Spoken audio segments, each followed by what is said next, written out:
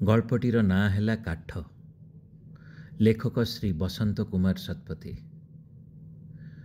मयूरभंज जिला बारिपदा सहरर अनति दूर पांधड़ा ग्राम 26 जून 1913 गाल्पिक बसंत कुमार शतपथींकर जन्म। जड़े विशिष्ट कथाकार भावे से तांकर एंटी रोमांटिक गल्प संकलन पई ओडिशा साहित्य एकाडेमी पुरस्कार पाइथिले। काठ गल्परे आधुनिक मनीषर स्वार्थ और सठतार चित्र एवं समाजर निम्न वर्गर लोकमानंकर सरलता और स्वाभिमान स्वरूप प्रदर्शित। बहु तर्क वितर्क परे निष्पत्ति हैला चिरा काठ किणिबा अपेक्षा गोदामरू गोटाए गड़ बा मुंडा काठ किणी आनी घरे चिराइबा लाभजनक हब। तदनुजाई भारत काठ गोदामरू 2 क्विंटाल गंडी काठ ठेला गाड़ी रे आनी घर सामना पड़िया रे पकाईदेली। गोदामवाला कहला, आज्ञा ए जो सुखिला मुंडा देखुचंती ताहा 2 वर्ष पुराणा, सुखी ठण ठण करुची, ध काठ चिरी देले बारूद पर जलिब, 12 टंका क्विंटाल। कम दाम नेबे तो शाल गंडी अच्छी, कंचा पड़िब, छेली अच्छी, धुआं हब। जंगल राज्यर लोक मु जानिछि केउ काठ केमिति जले। बेसी दाम पड़ू पछके फुरुफुरु होई जलिबा काठ को पसंद कली। घर कणरे अळंधु जमिब नाही कि धुआंरू पंखा गुड़िक कला हेब नाही। किंतु आजकू सप्ताहे हैला काठ जेउठी को सेठी पड़िछि, चिरा हबार ना गंध नाही। कौन पर्व गोटे जोगु सांतालंकर देखा दर्शन मिलू नाही। तांकर हांडिया खिया कुकुड़ा लड़ई धुमुसा मादल सरीब ना मो काठ चिरा हब। एणे घरे फाड़िए बोली काठ नाही। काठ कटा हेले जला जीव। आज रविवार बेल 9टा हेलाणी। प्रचंड कणी कणी शीत सांगकू हिमालय पवन। बारांडारे आराम चेयरटा पकाई खरा को पिठी करी बसथाए। खबर कागजरू आदिवासी मानक पई गत 30 वर्ष धरी आमे कौन कौन करिछु तार विवरणी और हिसाब किताब अनुध्यान करथाए। हठात मोती भो भो भुकी उठिला। चमकी पड़ी देखिली कांधरे कुराड़ी पकाई गोटे दर बुढ़ा काठ चिराड़ी सड़करू मो आड़कू ढली ढली आसुचे। सीधा सामना को आसी पचारिला, काठ काटिबू बाबू? मने मने भाबिली वर्ष वर्ष धरी कोटी कोटी टंका खर्च करी एमानंकु आमे सक्षम करने को चेष्टा करुछु सिना, लाभ किछि हेलानी। भाषा टिकक भी शिखई पारिलुनी। कहूची कौन ना, काठ काटिबू बाबू? की क्रिया की कर्ता? खते हुई तार गला स्वर अनुसरण करी कहली, हाँ हाँ काटिबी काटिबी, केते नेबू? से काठ आड़कू चाहिला। कहला 2 क्विंटाल हब। गोदाम रे तो बाबू आमको 2 टंका करी देउची क्विंटाल।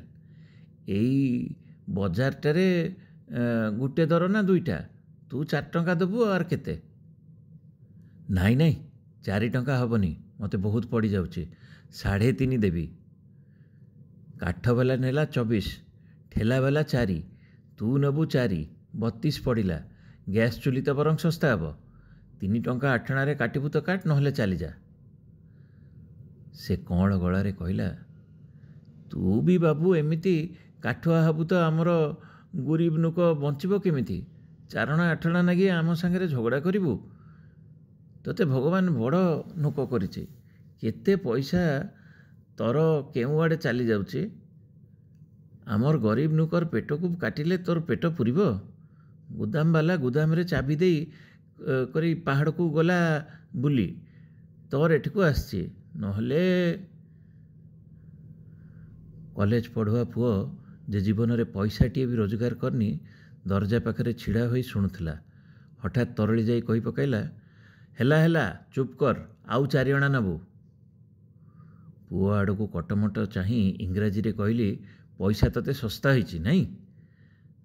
देखी तांतु से सेतिकी रे काटी थांता कि नहीं?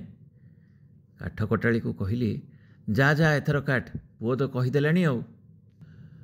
2 परस्थ करी घोड़ी थिबा अल्प ओसारर नाली धड़ीर शाढ़ीटाकू से देहरु काढ़ी पाख बेगुनिया गछ डालरे लटकई देला। कानी रे गंठी फिटाई ଦୋକ୍ତା ଚୂନ ବାହାର କରି କଳରେ ଜାକି କୁରାଢ଼ି ଧଇଲା। ବୟସ ଓ ଚେହେରାରୁ ତାର ପାରିବାର ପଣିଆ ଉପରେ ମୋର ଘୋର ସନ୍ଦେହ ହେଲା। ଭାବିଲି ଲୋଭରେ କାମ ଧରିଛି ସିନା, 2 ଦିନ ଲାଗିବ ତାକୁ କାଟିବାକୁ। ଗୋଟାଏ ଗଡ଼ ଉପରେ ଲମ୍ବେ ଲମ୍ବେ ଆଉ ଗୋଟେ ଗଣ୍ଡି ରଖି ମାରିଲା ଗୋଟାଏ ପ୍ରଥମ ଚୋଟ। ପ୍ରାୟ 2 ଇଞ୍ଚ ଭିତରକୁ କୁରାଢ଼ିଟା ଭେଦିଗଲା। ଟାଣି ବାହାର କରିବାକୁ ଚେଷ୍ଟା କଲା, କଷ୍ଟ ହେଲା ତାକୁ। ପଚାରିଲି, ଏ କାଠ କେମିତି ଦେଖୁଛୁ?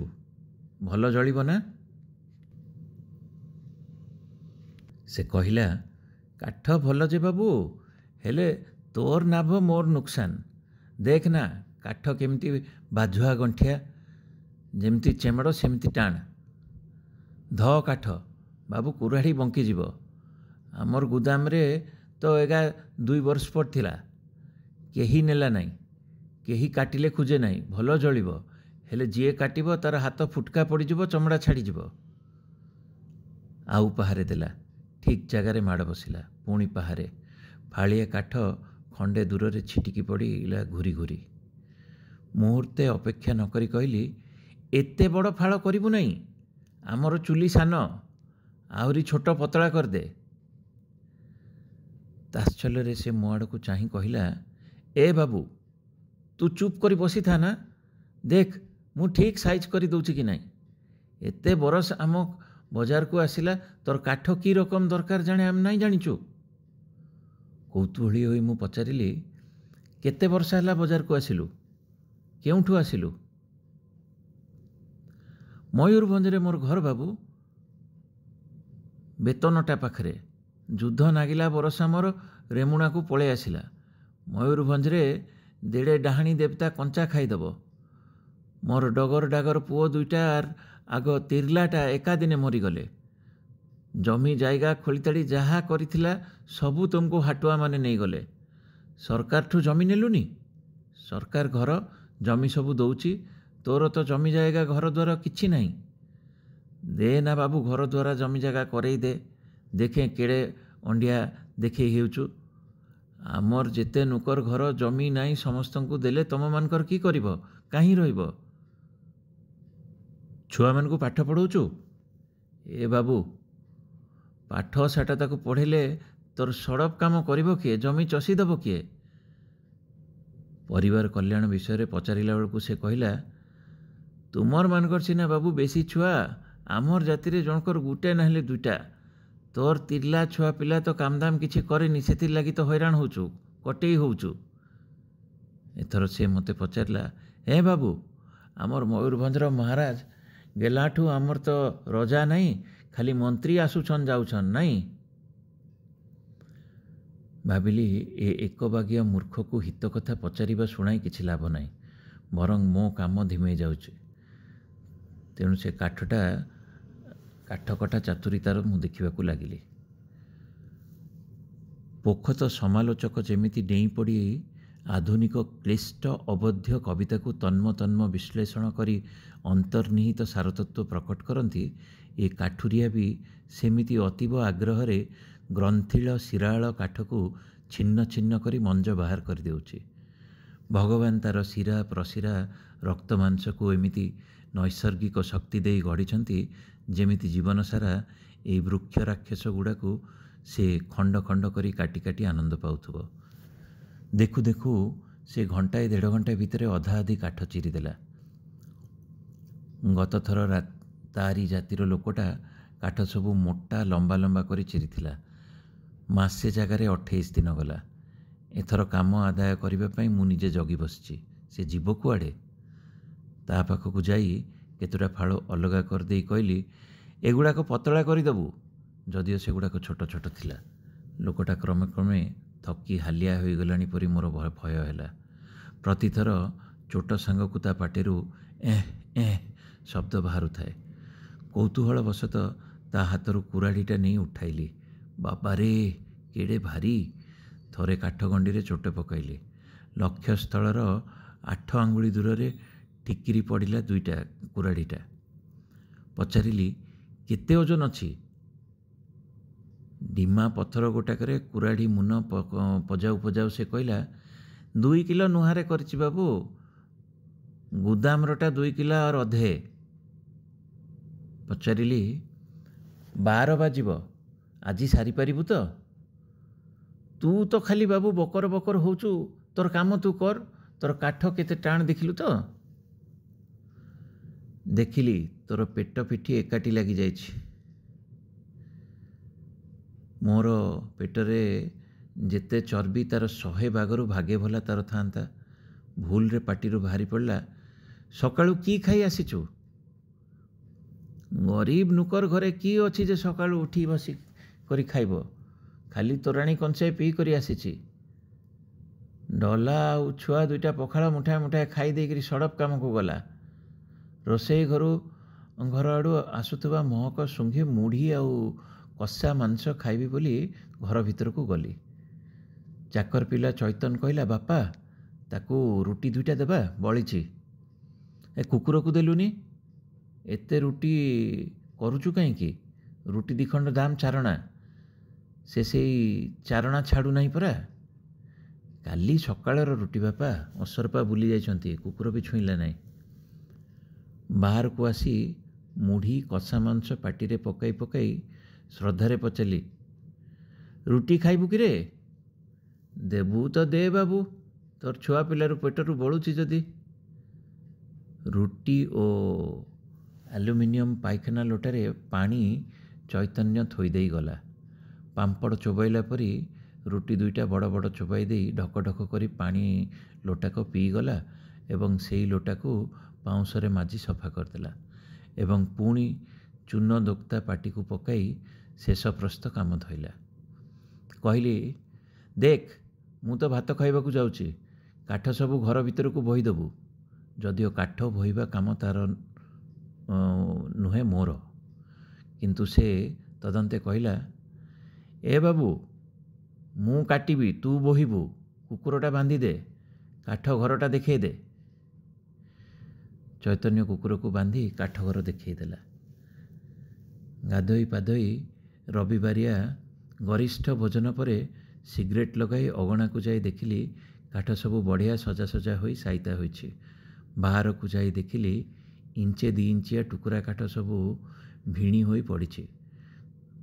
ଗୋଟାଏ ଆଣିଲେ ପ୍ରାୟ 8 ଅଣାର କାଠ ବାହାରିବ। ବିନା କିରୋସିନରେ ଚୁଲି ଧରେଇ ହେବ। ନିଜେ ଝୁଡ଼ି ଓ ଝରକା ଆଣି ତାହା ହାତକୁ ବଢ଼ାଇ ଦେଇ କହିଲି, ଏ ଚେନା ଚପରା ସବୁ ଭଲ କରି ଖରିକି ଗୋଟେଇ ଦେ, କୁକୁର ପାଦରେ ପଶିଯିବ, ସେ ଏଠି ଖେଳେ। ବିନା ଓଜର ଆପତ୍ତିରେ ସେ କାମ ବି ସେ କଲା ଏବଂ ବେଗୁନିଆ ଗଛରୁ ଓଢ଼ଣି ଆଣି କୁରାଢ଼ି କାନ୍ଧରେ ପକାଇ ଛିଡ଼ା ହେଲା ଆପଣାର ପାଉଣା ଆଶାରେ।